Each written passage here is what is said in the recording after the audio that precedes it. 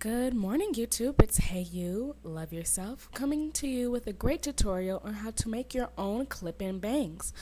I had this idea to spruce up my updos because, they can get a little boring and my hair is pressed, so I'm wearing my hair up a little bit more. So, if you would like to learn more, stay tuned.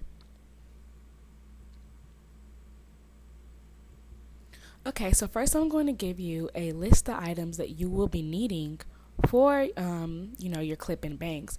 You're going to need a needle, some thread, and any thread is fine. I prefer to use weaving thread, and you'll also need some scissors. Your choice of hair. I chose Premium 2 by Sensational.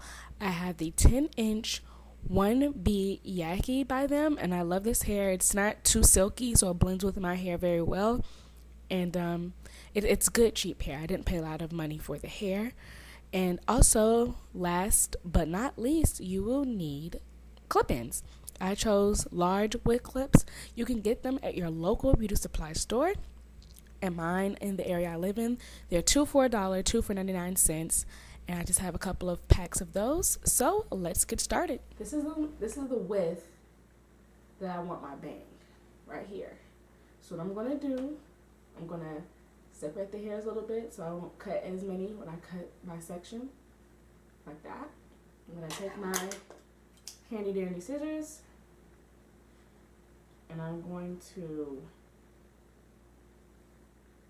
cut right here on the left. Okay, see? There you go. And you can cut them as wide as you want. My forehead is kind of long. At least I think so. Everyone's head shape different, so that's how it's gonna go, girl. So now what you want to do is I want my band to be kind of full, but not too thick where it looks like, oh, dad, for real, girl, you just gonna put 8 tracks in your bang like that's your real hair. I don't want it to be too thick, but I don't want it to be too thin. It's like, oh, you didn't try. So I'm gonna take this piece here, and I'm gonna take the track hair here, and I'm going to measure and cut. So right here, I'm just gonna go ahead and take that first piece that I cut and line it up with the track hair and keep cutting until I get 4 pieces total that are the same length. So now that you've done this, you're gonna so say hypothetically, if you only wanted like 2 pieces, you're gonna take one and flip it over the other. And I'm gonna show you guys what I mean in a second. But if you had 5 pieces, that 5th piece, you would flip it over. So I'm gonna move this out the way for a second, and I'm gonna show you guys what I mean. I cut 4 pieces total. So here's 1, 2, 3. So I'm gonna take my 3 pieces. I'm gonna line them up perfectly, or as perfect as I can get them. So here's 2 of them lined up, and then here's the 3rd one, right? So I'm gonna take that, line them up. So what I'm going to do with that 4th piece that I was telling you guys about is I'm going to flip that one over. This way, you don't see the tracks on the side that's going to be your bang. So I'm going to take this piece, right? And I'm going to line it up, but when I say flip it over, it's going to be upside down in comparison to my first 3 pieces. So here are my first 3 pieces, and here is my 4th piece. So I'm going to line it up like so. And then when I flip it over, you see how it's covering a track right there? That's what I'm going to do.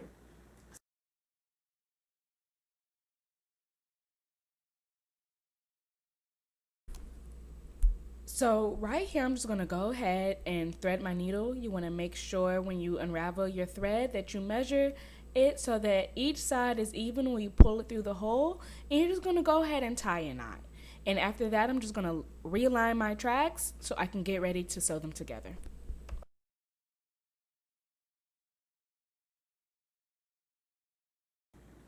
So you're going to start sewing, and you're just going to go forward and back like this. So you see, that was easy. You just pull the thread. If I can do it, you can do it. I'm no guru. I'm no professional. So you want to just sew back and forth. You don't want to loop around because then you'll have loops around your thing, your wefts and your clips. So we're just going to sew back and forth through the weft so they all stick together. So I'm pulling it through. Bam. Remember, we're not looping around. We're not going like that. That won't work because then you'll see the thread. So you're just going to go back and forth. Just like so. Here, let me put it close to the camera. Not too close. See? Single stitch, just like that. You can use any kind of needle. Some people prefer to use a straight needle. They think it's easier. And some people use their, they already got their weave sewing needles. Whichever works best for you. Whatever your preference is. So I'm just going to keep sewing through this. I'm going to turn the camera off to save the battery and some of the memory card. Now that you guys have an idea of how to sew this. So I'm going to cut the camera off and then, I'll be back to show y'all how to sew down the clips. What I've done is I finished sewing the bangs, straight across. It's not like perfectly neat or anything, but I did it. So now I do have right here, you see this leftover piece? I'm going to cut that. And that's what happens when your pieces aren't all the way even. So I'm going to cut that. And I've already knotted it and everything. So let me get these excess pieces off from, cutting the track. And right now you want to take, I already knotted it. So right now what you want to do is you want to take your string and you want to cut it, your thread. I'm going to cut the thread right above the knot. And now you see where I have the track that's backwards. So since this track is facing this way, what I'm going to do, I'm going to take it, and it's fine if it's showing right here because right here is where you're going to sew the clips. So I'm just going to fold it over this way. Actually, I'm folding it over this way. Sorry. Because you want to cover that front track. So if you put your bangs here, you don't see any track, you just see here. So the best way to do that is to flat iron it flat. My flat iron's right here. I'm about to plug it up for you guys so I can show you what I mean. What I'm going to do when this gets hot, I'm going to explain why I wait for this to warm up. When you take your hair and flip it over this edge, you're going to want that to lay flat. And sometimes you can do that before you, trying to run away from me. Sometimes you can do that before you sew on the clips. And that's what I'm going to do because it'll be easier for the hair to stay out of my way if I flatten this before I put the clips on. You want to hold it. It's best if you do it from this angle. So you guys see how I have the flat iron? Like an alligator mouth.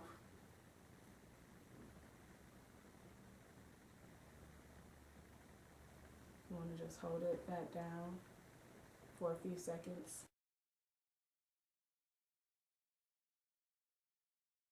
So now, as you can see, you don't see any track this way. You just kind of see hair. So if I don't want to leave a whole lot of hair out, I have that option. So now the biggest part is to put your clips on, right? So I'm just gonna, these clips, they have holes in them. I really hope you can see these. They're little holes all across the clips, on the sides, everything. So you're gonna take your needle and thread, when you loop it through your track, you're gonna put it through the farthest edge of the thing. And if you wanna go all the way across these holes for more security, you can. You want to lift this up just a little. You know the track that you used to fold over? You want to lift that up and sew up underneath there so you won't see the tracks through if you sew on top of it, if that makes any sense. So you want to sew up underneath that fold over here. So those 3 tracks you sewed together, or the 2 or the 5 or whatever number you chose, you want to sew up under that flip over track. So when you flip it over, it also covers the thread. So you see how I lifted that up? Even though I already flattened it, you lift that up and you sew through the clip. You just kind of want to continue that motion. And I decided to just go ahead and go all the way across with the holes across the clip. So you want to across to the other side of your needle. So this is the hole here, of your clip. This is the hole here. You're going to go across to the other hole here so that way it stays on. It's fine if the thread goes across here because no one's going to see that side except you know. And some people, so after you do that, you can go ahead and re-flatten your bangs. Your flip over part. So there we have that re-flattened right there, nice and flat. There you go. So now I'm going to do the same thing to the other side. I'll record it and just to see what side comes out better. So I'm going to sew this side down. Now remember, there are 2 holes that you're going to be sewing through if you have a curved needle. If you have a straight needle, you can go straight across. But if you only have a curved needle, you're going to start here and here. So yeah. Alright, I look so silly. So here's where I want my bang. So right now I'm going to take this scrunchie right here, the elastic band, and I'm going to put it, I'm no pro at cutting bangs, so it's like I can just bloop, because I'm no pro. And like I said, I want it right at my eyebrows. So I'm going to take a couple pieces to frame my face out of the way. I'm trying to make sure they're even right here. So I'm going to take this, move that out the way. And I'm going to take this piece over here and move that out the way. Alright, so right here, I want my eyebrows right here. So right here, I'm going to, wait, let me make sure this piece didn't fall. Okay, it did.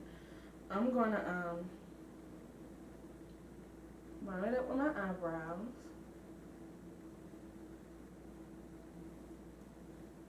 And I'm going to tie the scrunchie. I'm going to slide it up and down as necessary, just to make sure, that's where I want it.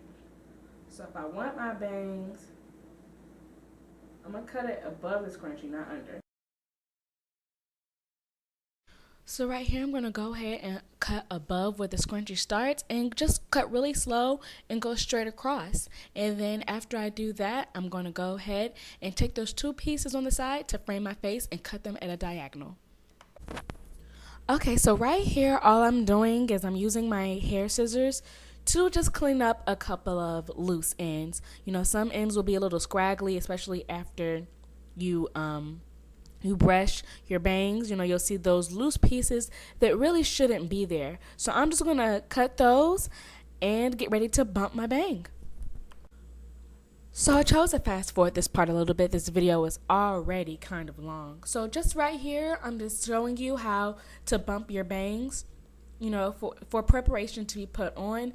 And once you bump them, all you're really going to do is just curve them slightly in unless you want your bangs really curly. Or if you don't want them too tight, you can just kind of straighten them.